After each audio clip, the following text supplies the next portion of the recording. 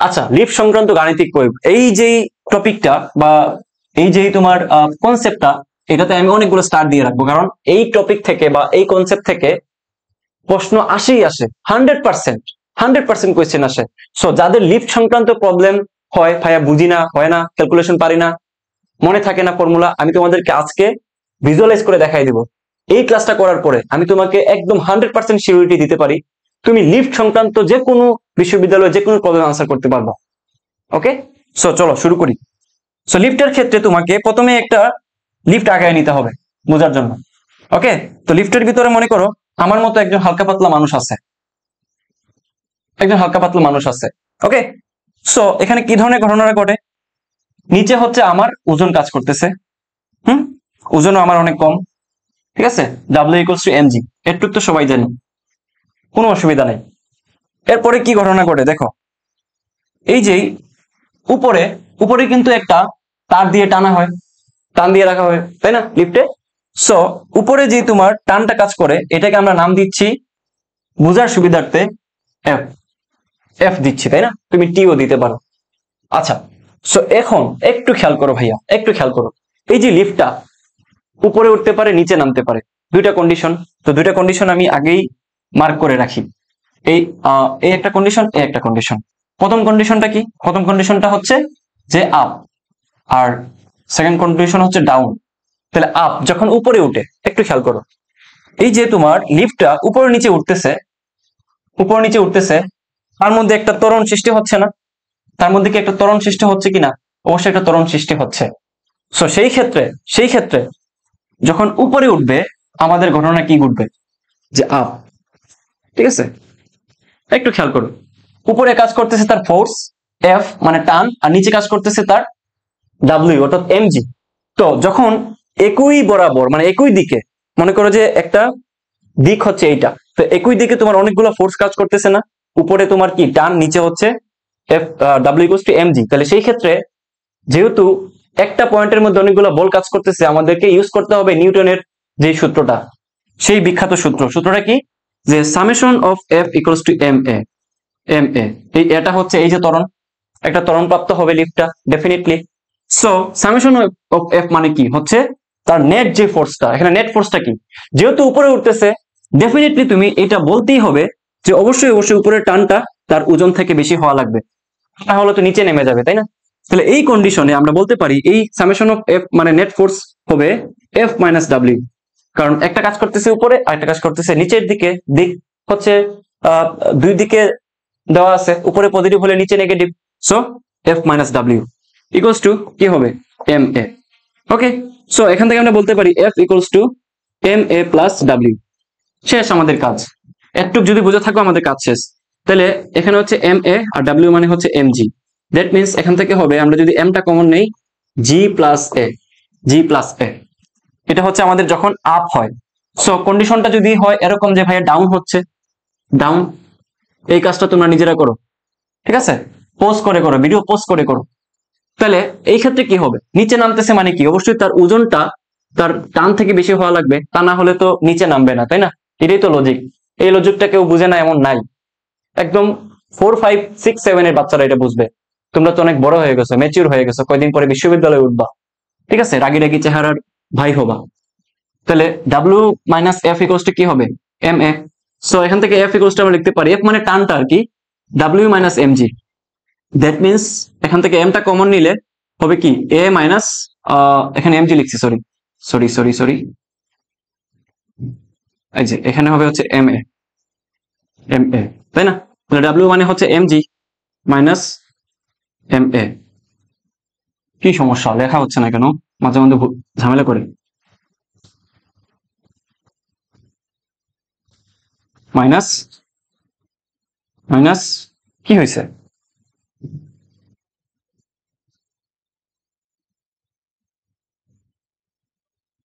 তাহলে এখান থেকে হবে mg - ma, দ্যাট মিনস mটা যদি কমন নিয়ে আসি হবে g - a। তাহলে আলটিমেটলি আমরা কিন্তু আমাদের সূত্র পেয়ে গেছি, এই হচ্ছে একটা, এটা কি নিলাম, এই হচ্ছে একটা, আর এই হচ্ছে আরেকটা, বোঝা গেছে। তাহলে জেনারেলাইজ যদি করি আমরা, তাহলে সূত্রটা হচ্ছে F equals to T equals to M, কি হবে বলতো? এ হবে G plus minus A, G plus minus A।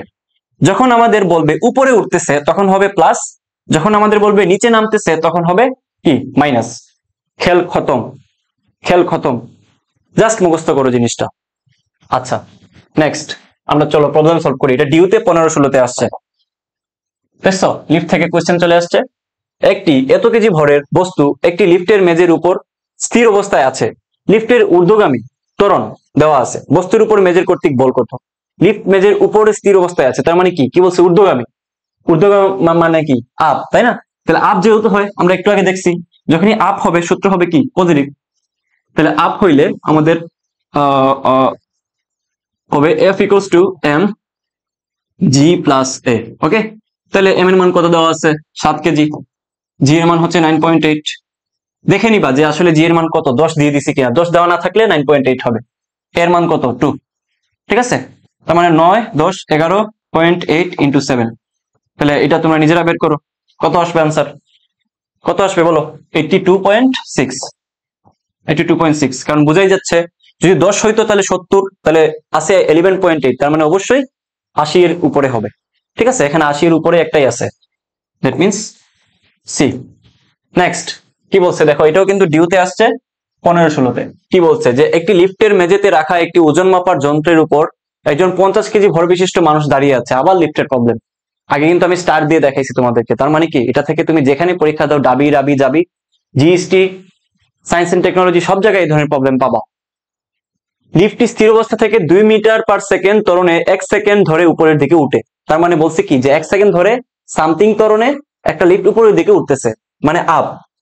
একটু আগে আমি তোমাকে দেখাইছি যে যখন লিফটটা উপরের দিকে উঠবে তখন তার সূত্রটা কি ছিল? F equals to G plus A, ঠিক আছে, ইন্টু M। যখন উপরের দিকে উঠবে তখন প্লাস হবে, যখন নিচে নামবে তখন নেগেটিভ হবে। ওকে, আচ্ছা তো আমরা নেক্সটে যাই। আমাদেরকে বলছে কি যে ভর বের করার জন্য, এটা কিন্তু পরের ভর, শুরুতে যে ভরটা দেওয়া আছে ওইটা না। তো আমরা প্রথম থেকে দেখার চেষ্টা করি। F equals to M G plus A। ওকে, তাহলে M এর মান কত? 50। G এর মান কত? 10। দেখো একটু খেয়াল করো, মধ্যাকর্ষী জনিত ত্বরণ দেওয়া আছে, কত দেওয়া আছে? 10। এখানে কিন্তু 9.8 ইউজ করবা না, অনেকেই তাড়াহুড়ায় পরীক্ষার হলে 9.8 দিয়ে দিবা, অঙ্ক কিন্তু মিলবে না, ওইখানেই শেষ। তাহলে এটা হবে প্লাস 2। তাহলে আলটিমেটলি এখানে মান আসে 12, 5 12 60, মানে 600 নিউটন। ঠিক আছে, এই গেছে একটা অংশ। তো এখন আমাদেরকে কি পরবর্তীত যেই এমটা আছে ওটা বের করতে হবে, তাই না? তো আমরা আবার লিখতে পারি F ইকুয়ালস টু কত? F ইকুয়ালস টু বলতে পারি আমরা M এ। ওকে, তাহলে F ইকুয়ালস টু M এ যদি বলতে পারি তাহলে এখান থেকে আমরা M ইকুয়ালস টু বলতে পারি F ইকুয়ালস টু কত, মানে A না, অ্যাকচুয়ালি যেহেতু ওজন বলছে নিচের দিকে কি তার মধ্যাকর্ষণ জনিত বল কাজ করবে, তাহলে mg, তাহলে F ডিভাইডেড বাই G। তাহলে F এর মান কত? 600 ডিভাইডেড বাই G এর মান কত? 10। আমরা এটাকে ভাগ করলে থাকবে 60 কেজি। ওকে, সো আনসারের দিকে একটু খেয়াল করো, অলওয়েজ 60 কেজি হবে নাকি first 60 KG and then 50 KG? অপশনের মধ্যে কিন্তু একটা পেস্ট লাগাই দিচ্ছে, তাই না? তুমি ধাম করে যদি অলওয়েজ 60 কেজি দিয়ে আসো আনসার কি হবে? ডেফিনেটলি আনসার হবে না। এটাই হচ্ছে ফিজিক্স, বুঝা গেছে? সাস্টেও কিন্তু এরকম কোয়েশ্চেন করে, 5টা অপশন দিয়ে দেয়, ভুলটাও দিয়ে দেয়, তুমি যেটা ভুল করবো ওইটাও দিয়ে দেয়, শুদ্ধটাও দিয়ে দেয়, একটা কনফিউশন তৈরি করে টিচাররা। ওকে, সো এটাকে বলে পাশা খেল টিচাররা। আজ পাশা খেলবো রে শাম বলে না, টিচাররা বলে আজ পাশা খেলবো রে স্টুডেন্ট। ওকে, আচ্ছা তাহলে আনসার কোনটা হবে বলো তো? ফার্স্ট 60 কেজি দেন 0 কেজি? না, আমাদের তো 0 কেজি হয় নাই, অলওয়েজ 50 কেজি, এটা তো নাই অপশন, তাই না? অলওয়েজ 50 কেজি কিভাবে হবে, কারণ আমরা তো 60 কেজি পাইছি, আর এই অপশনে কখনো 0 কেজি তো হয়ই না। তাহলে আনসার একটাই বাঁচে, বুঝো কিংবা না বুঝো, এটাই হচ্ছে আনসার, এটাই হচ্ছে আনসার, বুঝো কিংবা না বুঝো এটাই হচ্ছে আনসার। কারণ একটু খেয়াল করো, এই যে পরে যে তার ওজনটুকু হবে 60 কেজি, কিন্তু অ্যাকচুয়ালি তার কত ছিল? 50 কেজি। তাহলে যখন তার ঘটনাটা ঘটে তখন হচ্ছে ওটার সাথে সাথে তার 60 কেজিতে পরিণত হয়, দেন একটা পর্যায়ে যে তার আবার 50 কেজিতে ফিরে আসে। বুঝা গেছে?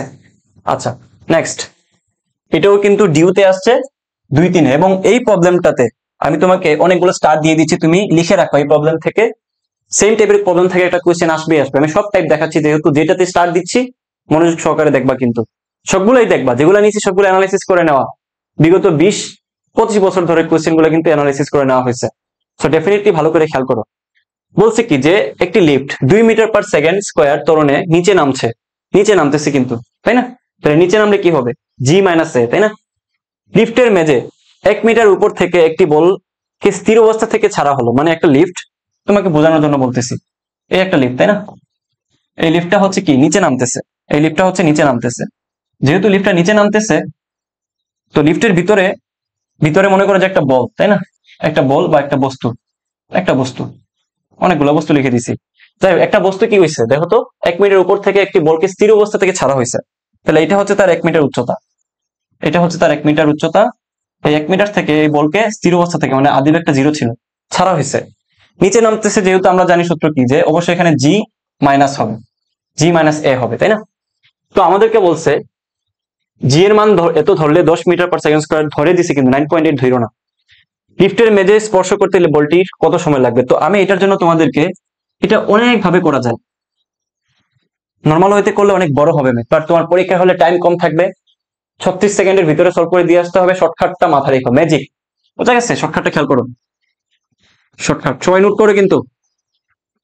আমি কিন্তু অনেকগুলা শর্টকাট এখন পর্যন্ত দেখাই যাচ্ছি তোমাদেরকে, সবগুলা নোট করে রাখবা, এগুলাই নোট করে রাখো, এগুলা দিয়ে পরীক্ষায় তুমি একদম কুপায়ে দিয়ে আসতে পারবা। তাহলে shortcut key? Shortcut T equals to, এরকম একটা সিচুয়েশন যদি থাকে যে একটা লিফটের ভিতরে একটা বস্তুকে সামথিং উচ্চতা থেকে আদি বেগ 0 ছাড়া হচ্ছে, দেন তাকে বলতেছে টাইমটা বের করো, তখন টি ইকুয়ালস টু হবে 2h/g প্লাস মাইনাস এ। এখন প্লাস মাইনাস এর ক্ষেত্রে কখন প্লাস কখন মাইনাস হবে মাথায় রেখো। যখন আপ হবে, মানে আপ কি উপরে উঠবে যখন, তখন হবে পজিটিভ। যখন ডাউন হবে তখন কি হবে? নেগেটিভ। এটা আগেও দেখে আসছো, আগে লেফটের যে কনসেপ্ট পড়াচ্ছিলাম তখন কিন্তু বলছি তোমাদেরকে অলরেডি। সো ডেফিনেটলি এই ক্ষেত্রে আমাদের সূত্রটা কি হবে? সূত্রটা হবে টি ইকুয়ালস টু 2h/g-a। কারণ কি ভাইয়া? কারণ আমাদের এটা নিচে নামতেছে, তাহলে 2h মানে 2 ইন্টু h, h এর মান কত দেওয়া আছে? h এর মান দেওয়া আছে হচ্ছে 1 মিটার, তাই না? ডিভাইডেড বাই 10 মাইনাস a, এর মান কত দেওয়া আছে? 2 মিটার, তাই না? তাহলে আলটিমেটলি এখানে হচ্ছে 2/8, 2 দিয়ে 8 কে ভাগ করলে হয় 4, তাহলে এটা কিন্তু রুটের ভিতরে ছিল, তাহলে রুট ওভার হচ্ছে 4, মানে 1/4, তার মানে হচ্ছে 1/2, মানে হচ্ছে 0.5 আনসার। বোঝা গেছে কিনা বলো? একটা জিনিস তোমাদেরকে বলে দেই, পরীক্ষা হলে তাড়াহুড়ায় তুমি এই জায়গায় রুট দিছো, কিন্তু এই জায়গায় রুট দিতে ভুলে যাবা, দেন দেখবা আনসার বের হয়েছে 1/8, দেন কাটছো মানে 2/8 কাটছো 1/4 আসছে, দেখবা যে 1/4 মানে 0.25, দেখবা যে আনসার দেওয়া নাই, সারাক্ষণ মাথা চুলকাইবা, দেন প্যানিক অ্যাটাক করে ওইখানে বসে থাকবা। সো ঠান্ডা মাথায় তুমি কিন্তু এগুলো সলভ করে দিয়ে আসতে হবে, ঠান্ডা মাথায় একদম। তো এই কুয়োর ক্ষেত্রে কয়েকটা কন্ডিশন হইতে পারে, যে অর্ধেক পূর্ণ কুয়ো আছে, ফুল পূর্ণ, তারপর আরেকটা বলতে পারে যে তোমার 1/4 অংশ খালি আছে, ওই ক্ষেত্রে আমার এইচ এর মানটা কিভাবে হিসাব করতে হয়, পাওয়ারটা কিভাবে বের করতে হয়, অথবা কাজটুকু কিভাবে বের করতে হয়। সো আমি তোমাকে কনসেপ্টটা একদম একটা ফর্মুলা দিয়ে দেখাবো, তুমি বাকি সব ক্ষেত্রে তুমি এটা ইউজ করে ভালো মতো সলভ করতে পারবা। সো কনসেপ্টটা আমরা একটু দেখি। সো আমি 3টা কন্ডিশনের কথা কল্পনা করতেছি, এই হচ্ছে আমার একটা কন্ডিশন, এই হচ্ছে আমার আরেকটা কন্ডিশন, এই হচ্ছে আমার আরেকটা কন্ডিশন। এই 3টার ক্ষেত্রে তুমি অ্যাপ্লাই করলে বাকি সবগুলো পারবা। সো একটু খেয়াল করো, এইটার ক্ষেত্রে তার এখান থেকে এখানে যে দূরত্বটুকু, এটা হচ্ছে কি h, তাই না? তাহলে এটাকে আমরা বলবো সিম্পলি h পরিমাণ তার গভীরতা আছে, তাই না? 3টার ক্ষেত্রে কিন্তু সেম।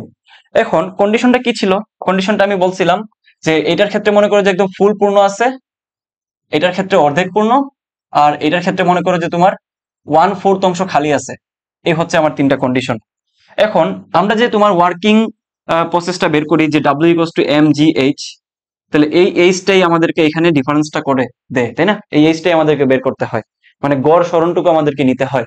সো প্রথমটার ক্ষেত্রে একটু খেয়াল করো, কেস 1, আমরা যদি এটাকে C1 দেই, C2, C3, তো কেস 1 এর ক্ষেত্রে একটু খেয়াল করো, কেস 1। এখন মাথায় রেখো, কেস 1 এর ক্ষেত্রে এইচটা কিভাবে বের করবো আমরা? এই যে উপরে যে পানিটুকু আছে, জাস্ট একটা ফর্মুলা, কষ্ট করে দেখো, উপরে যে পানিটুকু আছে, মানে একদম মাথায় একদম তোমার ডুবুডুবু করে পানি আছে কুয়োর ভিতরে, এই পানিটুকু বের করতে আমার যে সরণটুকু যাবে, আর একদম নিচের পানিটুকু, মানে কি একটা গ্লাসের মধ্যে মনে করো পানি আছে, এই গ্লাস থেকে যদি আমি পানিটা বের করতে চাই, তাহলে উপরের পানিটুকুকে আমার অবশ্যই বের করতে হবে, প্লাস একদম নিচের পানিটুকুকেও আমাকে বের করে নিতে হবে, তখনই তার সম্পূর্ণ অংশ খালি হবে, তাই না? তাহলে এই ক্ষেত্রে একটু খেয়াল করো তো, উপরে যে কণাটা আছে, পানির কণাটা, তাহলে উপরের পানিটাকে তুমি যদি বের করতে চাও তাহলে সরণ কতটুকু হবে? ডেফিনেটলি এখানে কোনো সরণই নাই, কারণ পুরাটুকু পূর্ণ অবস্থায় আছে। তো আমরা গড়টা নিব জাস্ট। তো প্রথমটার ক্ষেত্রে হবে 0, উপরেরটা। নিচে দেখো, একদম নিচ থেকে যখন আমরা পানি উপরে তুলবো তাহলে কতটুকু যাবে? h পরিমাণ, তাহলে প্লাস h। যেহেতু গড় নিব, জাস্ট 2 দিয়ে ভাগ করব। ওকে, তাহলে আমরা যদি কেস 2 এর কথা চিন্তা করি, কেস 2, তাহলে এটার দিকে একটু খেয়াল করো। এখানে কিন্তু অর্ধেক অবস্থায় আছে, তাই না? তাহলে এটুকু হচ্ছে আমার h/2, এটুকু হচ্ছে আমার h/2, তাই না? তাহলে আগের মতো ফর্মুলাটা একদম ইজি ফর্মুলা। কি খেয়াল করো তো, এখান থেকে যদি আমি পানি বের করতে চাই তাহলে এই উপরের অংশ থেকে পানি এখানে বের হবে, প্লাস একদম নিচের অংশ থেকে পানি পুরাটুকু পার করে দেন বের হবে, তাই না? তাহলে টোটালি এখানে সরণটুকু কি হচ্ছে? তাহলে এইচটা হবে, এখানে একটু খেয়াল করো তো, এখান থেকে যখন আমি পানি বের করতে চাবো তখন তার যাওয়া লাগবে কতটুকু? h/2 অংশ। সিমিলারলি এই অংশটুকু থেকে যদি আমি পানি বের করতে চাই তাহলে তার সরণ কতটুকু হবে? পুরা h plus h divided by 2। That means এখানে কি হবে? 3h ডিভাইডেড বাই কত? 4। 3h divided by 4। আমি কি বুঝাইতে পারছি? একদম পানির মতো সোজা। দেখো, পানি আছে অর্ধেক পরিমাণ, তাহলে আমি এটাকে যদি সম্পূর্ণ পরিমাণ খালি করতে চাই তাহলে এই উপরের পানিটুকু সরণ হবে h/2, প্লাস এই একদম নিচের পানির কণাটুকু বের করতে আমার দূরত্ব অতিক্রম করা লাগবে পুরা h টুকু, তাই না? তাহলে আমার পুরাটার সরণটুকুই হচ্ছে আমার অ্যাকচুয়ালি এখানকার h। তাহলে আমরা কেস 3 এর ক্ষেত্রে থিঙ্ক করি। তোমরা একটু পোজ করে নিজেরা একটু করার চেষ্টা করো। কেস 3 এটার ক্ষেত্রে কি হবে খেয়াল করো তো, একটিক ছিল হচ্ছে তার h/4 অংশ খালি, তাই না? তাহলে আমি এখন ইউজ করতে পারি কি, দেখো তো, h ইকুয়ালস টু আমরা বলতে পারি এখান থেকে পানিটা বের করতে গেলে আমার যাওয়া লাগবে h/4 অংশ, h/4 অংশ, প্লাস এই নিচের অংশটুকু থেকে পানি বের করতে আমার যাওয়া লাগবে অ্যাকচুয়ালি h পরিমাণ, তাহলে প্লাস h ডিভাইডেড বাই 2। গড়টা বের করে নিলাম, তাহলে আলটিমেটলি এখানে হবে 5h ডিভাইডেড বাই 4 দুগুণে কত? 8। এই হচ্ছে আমাদের আলটিমেট যে সরণটুকু। বুঝতে পারছি? বুঝছো? কঠিন মনে হয়? বাকি সব ক্ষেত্রে তুমি এই ফর্মুলা ইউজ করে সুন্দর মতো কুয়ো সংক্রান্ত যত প্রবলেম আছে ইজিলি সলভ করে দিয়ে আসতে পারবা। এডমিশন এটা খুবই খুবই গুরুত্বপূর্ণ একটা কনসেপ্ট। এটা ডিউতে আসছে একটা প্রবলেম, কুয়া সংক্রান্ত প্রবলেম। সো আমি বেসিক যেহেতু দেখাইছি একটু আগে, এই প্রবলেমটা একটু নিজেরা একটু পোজ করে ফেলো। একটি পানিপূর্ণ কুয়ার গভীরতা দেওয়া আছে 12 মিটার এবং ব্যাস দেওয়া আছে এত।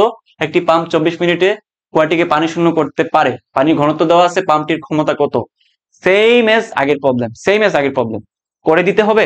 জাস্ট ফর্মুলাটা লিখে দিচ্ছি। দেখো, আমাদেরকে বলছি কি, পানিপূর্ণ কুয়ার ক্ষেত্রে আমাদের h এর মানটা কি হবে? h এর মানটা হবে actually just h equals to হবে h ডিভাইডেড বাই 2। এটা কিভাবে আসছে এটা আমি কিন্তু তোমাদেরকে একটু আগে দেখাইছি। জাস্ট আগে একটু ব্যাক যাও, কনসেপ্টটা দেখো। বারবার কনসেপ্ট দেখালে ক্লাসটা লেন্দি হয়ে যাবে। এখন কি ইউজ করবা? আমরা জানি p ইকুয়ালস টু কি, আমরা জানি যে p equals to w by কি, t। সো সরাসরি এখানে তোমার m এর মানটা দেওয়া নাই। সো রো ইকুয়ালস টু আমরা কি জানি? m by b। So m equals to জানি আমরা রো b। রো মানে হচ্ছে কত? পানির ক্ষেত্রে হচ্ছে তোমার ঘনত্ব 1000, v হচ্ছে তোমার পাই r স্কয়ার l। শেষ। তারপর t দিয়ে ভাগ করে দিবা। সিম্পল হিসাব। w মানে এখানে কি? mgh। এই m টা তো আমরা কোথা থেকে পাইছি? এখান থেকে পাইছি। বাকি সব তো সেমই। এই h টা কি হবে?